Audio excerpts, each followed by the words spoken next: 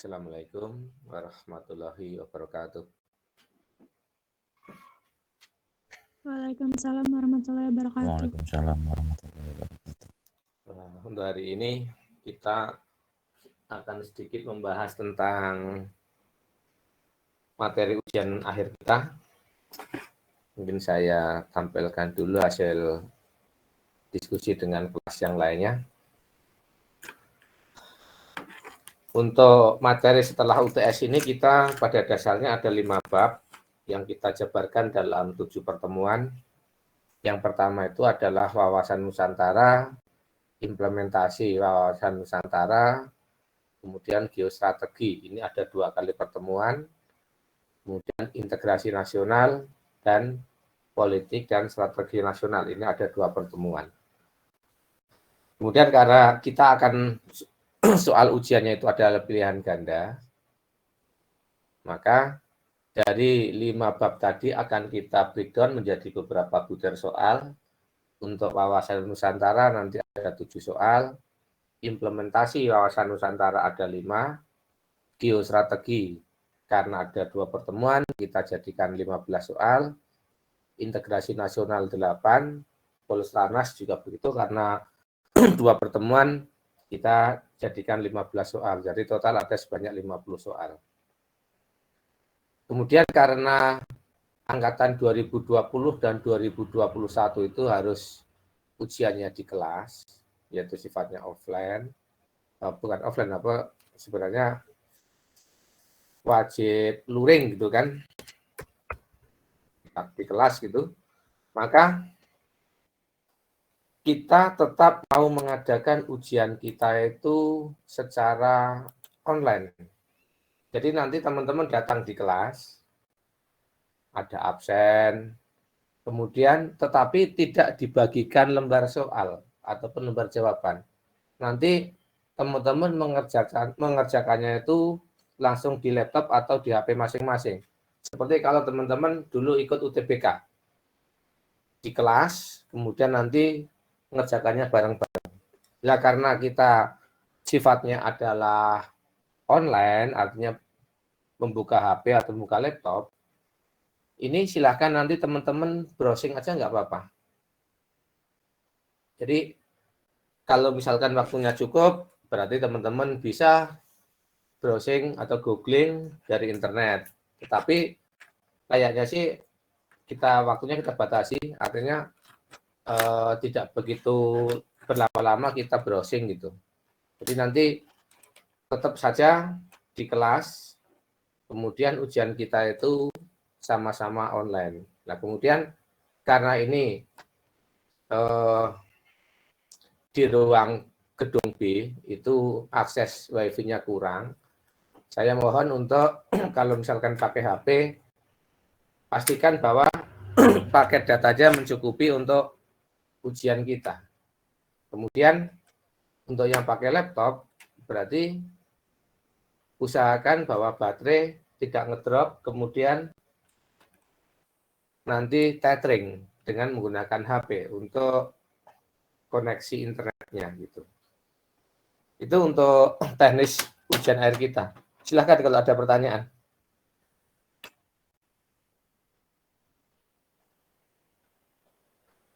Ada pertanyaan untuk ujian kita, silahkan. Kelas A, kelas B. Halo.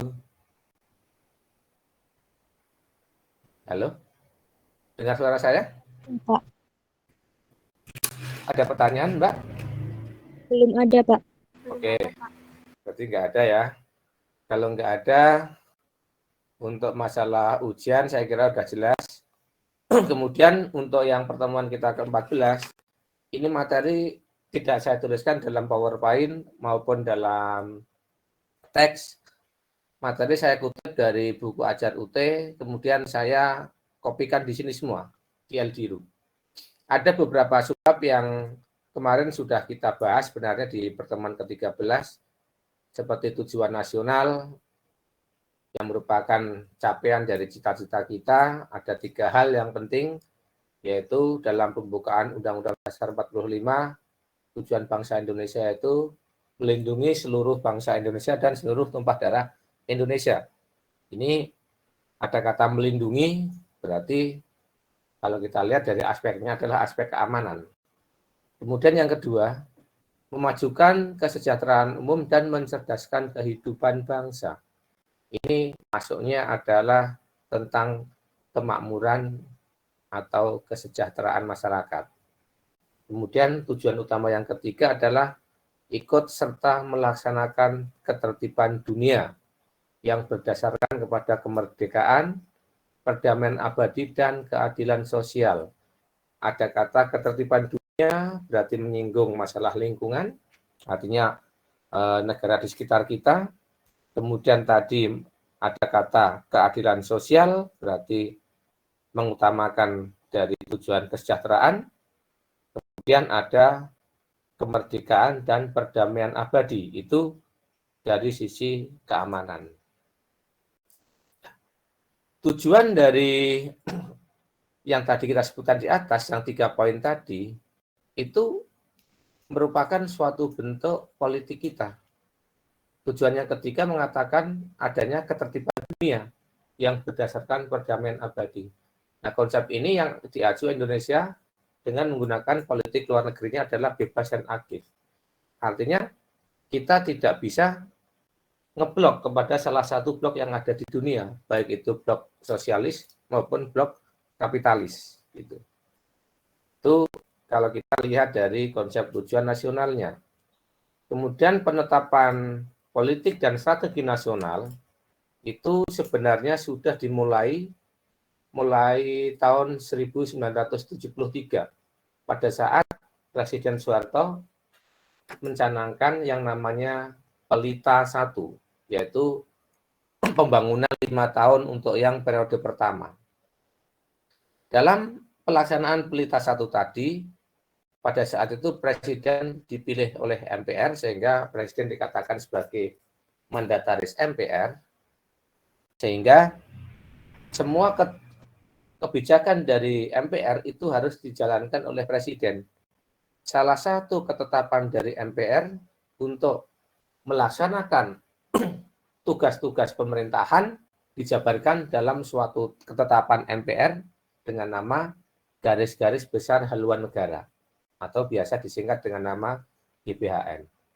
Dalam GBHN tersebut itu mengacu kepada tujuan nasional itu, sehingga dalam GBHN dari Pelita 1 sampai Pelita 6 itu akan dijabarkan dalam 2 hal, yaitu tujuan jangka panjang dan tujuan jangka menengah. Tujuan jangka panjangnya itu dibagi 2 per 5 pelitaan, berarti per 25 tahun.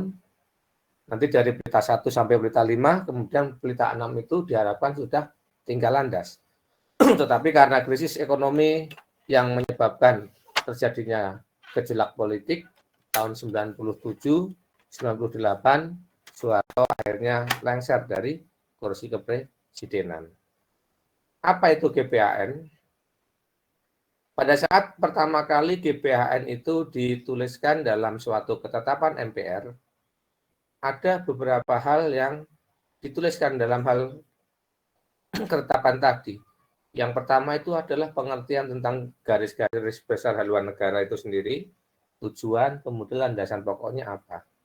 Kemudian bab 2 itu menyinggung tentang landasan pembangunan nasional yang lebih daripada wawasan Nusantara dan ketahanan nasional. Kemudian pola pembangunan jangka panjang itu 25 tahun, mencakup Pelita 1, Pelita 2, sampai Pelita 5. Kemudian dilanjutkan untuk yang jangka panjang tahap kedua, yaitu 25 tahun berikutnya. Kemudian dalam GBHN 78 merupakan kelanjutan dari yang 73 tadi. Di sini juga masih mengutamakan faktornya adalah pembangunan nasional ditambah dengan faktor sosial dan budaya. Dan 83 adalah Pelita ketiga. Di situ dikatakan bahwa GBHN itu sudah memiliki kekuatan sosial politik, khususnya pada saat itu politik itu hanya ada 2 partai, yaitu PDI dan P3 ditambah 1 partai golongan karya pada saat itu. Hanya ada 3 partai politik. Kemudian dari PJP 1 tadi, pembangunan jangka panjang tahap pertama dilanjutkan, tahap kedua itu mulai 96.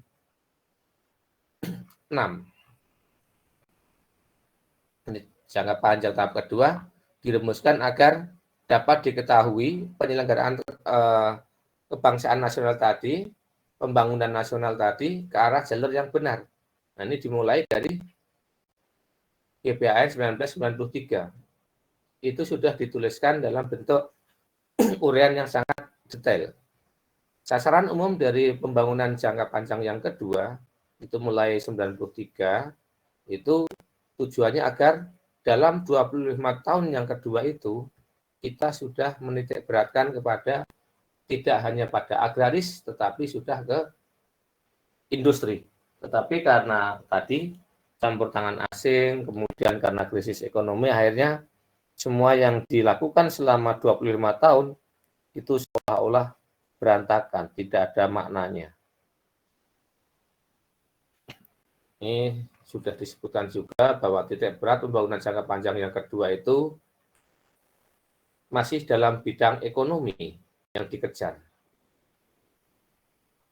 Sasaran jangka panjang yang kedua, bidang ekonomi, kesejahteraan rakyat, pendidikan dan kebudayaan, agama, iptek, hukum, politik, dan pertahanan keamanan. Ini yang merupakan bagian dari tahap yang kedua. Nah, nanti teman-teman tinggal baca sendiri. Kemudian satu hal yang teman-teman untuk pertemuan kita yang ke-14 di sini, silakan nanti dibuka di Eldiru. Ada tugas yang harus teman-teman kerjakan. Nanti dikerjakan sampai jam 18. Jadi lama banget waktunya. Mau ditambah nggak waktunya? Sampai 18 atau 20? Mumpung ini belum saya tutup Eldiru-nya. Saya ganti ya. Saya ganti biar lebih ini. Lebih leluasa, saya ganti sampai jam 8 malam. 20. Kemudian ini saya ganti jam 20. Tetapi dalam lembar soal belum saya add berarti kalau saya ganti ini.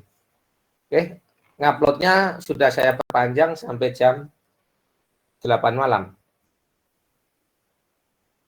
Kalau kita lihat soal kita untuk yang kelas A dan B,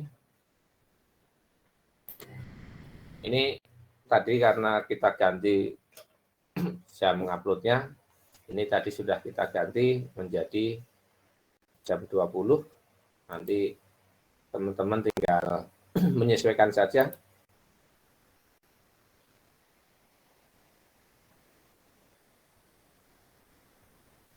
Kenapa nggak mungkin? Nanti ini tinggal kita ganti jam 20 ya. Oke.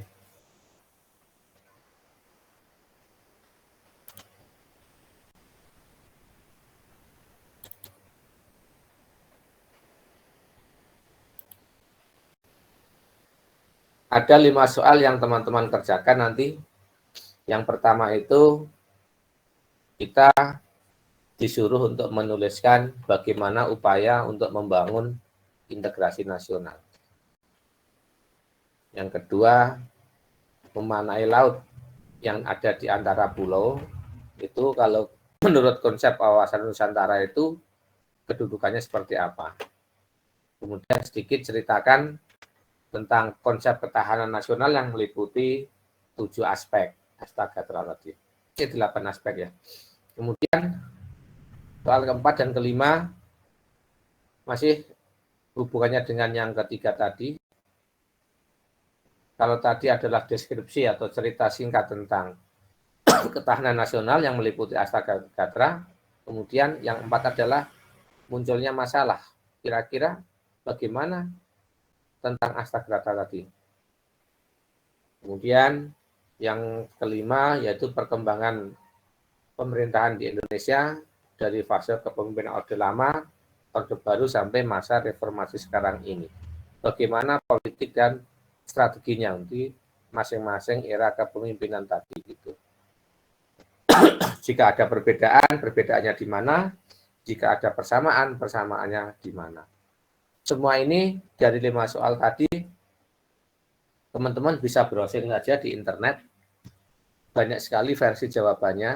Nanti silahkan saudara boleh mengcopy dari internet tadi, tetapi sesuai dengan petunjuk soal di sini, jawaban tidak diketik tapi ditulis tangan. Nanti kalau diketik, teman-teman tinggal kopas gitu kan, tidak dibaca tapi langsung dikopas. Dan maksud saya dengan adanya tugas ini, teman-teman dipaksa untuk belajar dan membaca secara utuh. Silakan kalau ada pertanyaan, kalau mau digunakan kesempatannya berarti misalkan dari jam 4 sampai jam 8 kita punya 4 jam, katakan istirahat 1 jam untuk sholat, makan, dan seterusnya. Saya kira itu waktu yang sangat longgar untuk mengerjakan tugas di sini. Silakan kalau ada pertanyaan.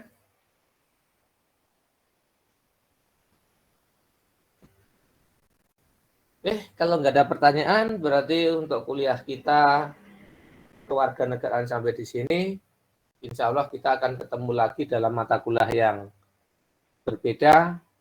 Karena saya bidang kajiannya statistika, mungkin kita bisa ketemu di mata kuliah wajib ataupun pilihan statistika. Kalau semester kemarin kita pernah ketemu di pengantar teknologi informasi dan metode statistika 1, mungkin semester depan kita bisa ketemu lagi di mata kuliah apakah itu metode statistik 2 atau mungkin pengantar multivariat atau yang lainnya gitu. Demikian yang bisa saya sampaikan untuk perkuliahan kita kewarganegaraan. Saya mohon maaf kalau dalam memberikan materi banyak sekali kekurangan, banyak sekali kesalahan, karena semata-mata ini adalah tantangan bagi saya. Saya basicnya adalah matematika statistik, tapi mendapat tugas untuk mata kuliah tambahan yaitu kewarganegaraan. Demikian yang bisa saya sampaikan. Sekali lagi mohon maaf. Terima kasih atas kebersamaannya. Selamat belajar. Semoga kita selalu diberikan kesehatan dan kesuksesan untuk kita semua. Terima kasih. Wassalamualaikum warahmatullahi wabarakatuh. Waalaikumsalam. Terima kasih banyak, Pak.